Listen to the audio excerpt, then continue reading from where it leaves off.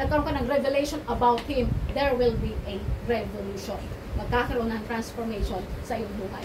Kaya napaka-imposible na sasabihin mo na ikaw ay na kay Kristo at nasa kaliwanagan ka kung ikaw ay namumuhay pa rin sa kadiliman. Napaka-imposible mo na pagsabayin yun.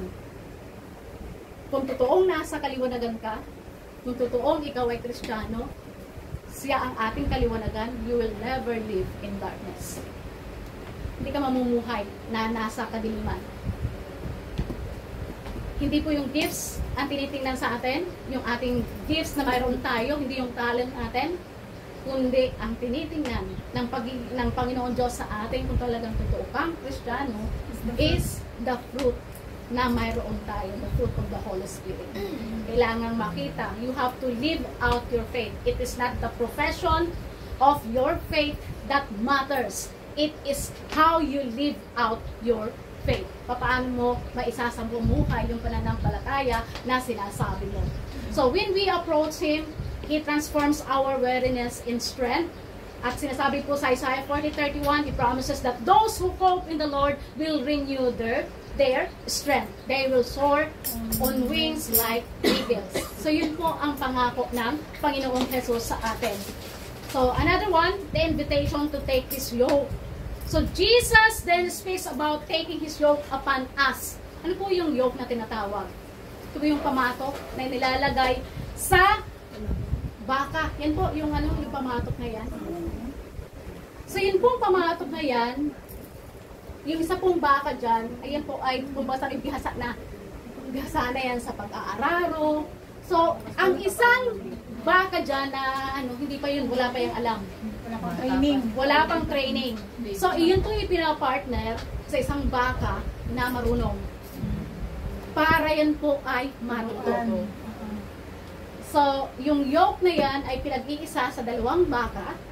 Para yung baka na hindi pa marunong, yan po ay matuto.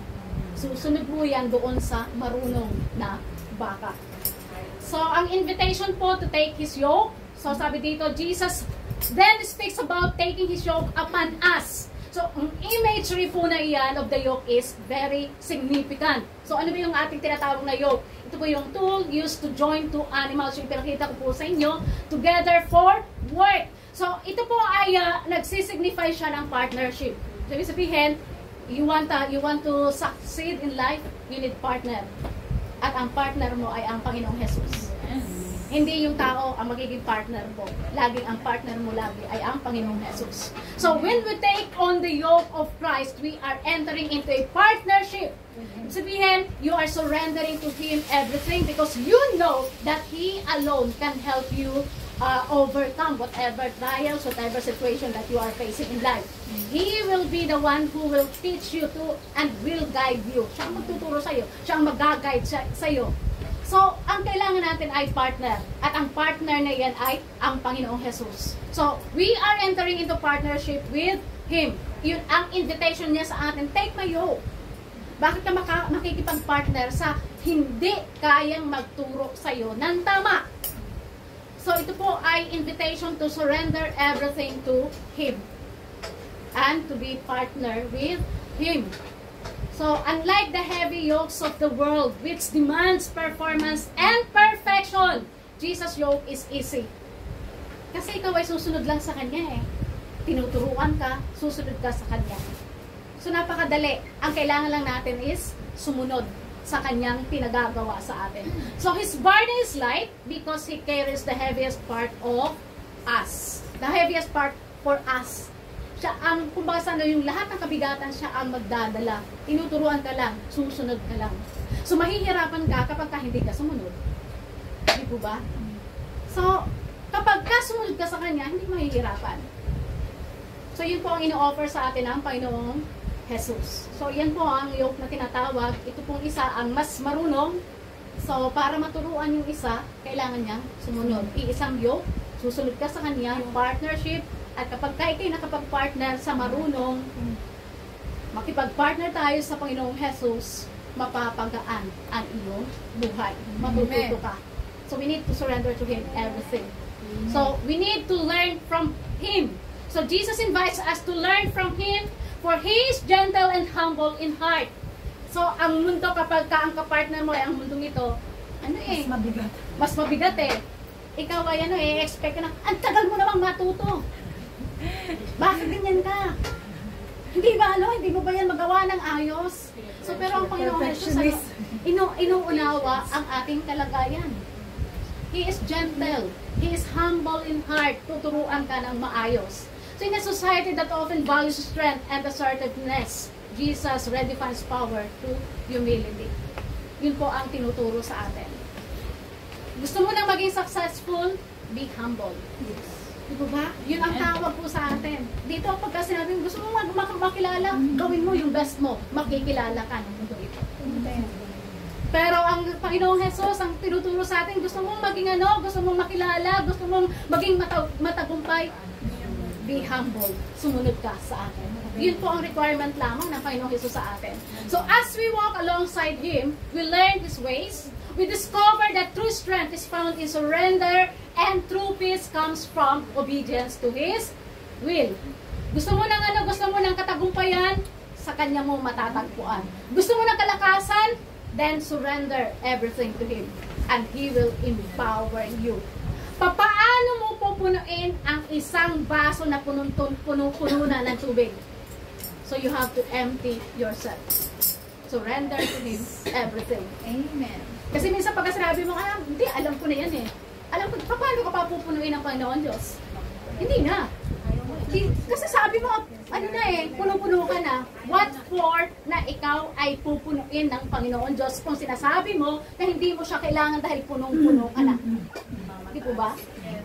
So you have to empty yourself para punuin ka ng Panginoong Diyos. So number 4, living in the light of His burden. So accepting Christ's invitation leads us to be transformed, to have a transformed life. So yung kanyang invitation ay magbibigay sa atin ng transformation. Invitation to surrender to Him everything. At magkakaroon tayo ng transformation. A life of freedom. Ibig sabihin, ikaw ay malaya na sa paghawak sa iyo ng mundo ito. When we embrace His yoke, we find freedom from the burdens that weigh us down. Ano yung mga burden na mayroon tayo? Minsan, puno-puno tayo ng burden, paano kung babayaran ang utang? Dito ba? Pero kung ikay nasa sa Kanya, ano mo, kahit may utang tayo, magaan pa rin. Nakakatawa pa rin eh. Diba? Dahil kung mapapagtagumpay mo, mapapagtagumpay mo, fresh na fresh pa din. Dito ba? So, yun po ang ino-offer sa atin ng Panginoong Jesus. We are no longer slaves to our fears or past mistakes. Hindi mo naisipin ako. Baka ako'y pag-isipan nila na ano, baka i-chismis nila yung akin na i-chismis ka na para sa'yo, wala na. You are free from guilt dahil pinalaya ka na at pinatawad ka na ng Panginoong Jesus. So instead, we are empowered to live joyfully. We are empowered to live purposefully, knowing that Christ walks with us through every challenge. So sa lahat ng challenges natin sa buhay natin, alam natin na ang kasama natin ay ang Panginoong Jesus. So, and as a servant of the Lord na sumusunod sa Kanya, we are called to share His word, the good news. So as we experience the rest and freedom that we long for from Christ Jesus, nararanasan natin. We become vessel of hope for others. Yung ano na pagtagumpayan na problema mo noon, ngayon ikaw na ngayon ang magiging vessel ng Panginoon Diyos kung paano mo i-encourage yung mga taong hopeless sa kanilang buhay. So our testimony can encourage those around us. Yung test natin, it becomes our testimony, and it will become an encouragement for those who are suffering the same thing that you suffered before. Di po ba? Napagdaan mo na eh.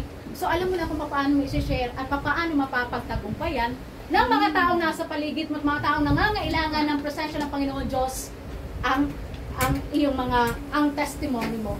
So we are called to share the love of Christ, extending the invitation to those who are weary, just as we were once invited. So ngayon, ikaw ay invite ang Panginoong Jesus na lumapit sa Kanya dahil nasa Kanya lamang ang ating kapahingahan. Ikaw ngayon ay magiging vessel ng pagpapala na iyan, na ang kaligtasan at ang kapayapaan, ang kasiyahan at ang kagalakan matatagpuan lamang sa Panginoong Jesus. Di po ba dati hindi ka nakakapagbigay ng encouragement sa mga taong nasa paligid mo? Kasi ikaw mismo kailangan mo ng encouragement eh. Pero nung natagpuan mo ang kapahingahan, natagpuan mo ang kapayapaan sa Panginoong Jesus, ngayon ikaw na ang nagiging vessel. May wisdom. Diba? Nagkakaroon ka na ng wisdom kung paano mo i-encourage yung mga taong nasa paligid mo. So as we conclude, let us hold on to a beautiful promise that Jesus offers. Rest for our weary souls. Ito po yung ino-offer sa atin. And in a world that often leaves us feeling burdened, we have Savior who invites us to come, to lay down our loads and find peace in Him. So ang ating pong kapayapaan, sa Kanya lamang natin matatagpuan. Ang ating kapahingahan, sa Kanya lamang natin matatagpuan. Wala na pong iba, kundi sa Kanya lamang natin matatagpuan lahat ng hinahanap natin sa ating buhay. Our peace, our rest, our joy is found in Him alone. The joy that surpasses human understanding. Hindi po yan nanuunawaan ng mga tao nasa paligid natin. Bakit na masaya? Punong-puno ka naman ng utang. Punong-puno ka naman ng problema. Bakit na masaya pa rin? Because you know that you have hope. Diba? You have hope in Christ Jesus. Amen. At mayroon kang kapahingahan sa Kanya. And alam mo na ito'y mapapagtagumpayan mo because you are serving a God who is always there for you. Nasasamahan ka sa lahat ng iyong struggle. So nawa po ang mga katuruan ito ay ating maisapamuhay. Our rest is found in Him alone. Wala nang iba. Sila ang makakapagbigay sa atin ng katagumpayan at ng kapayapaan. So tayo po ay magsitayo at atin pong awitin po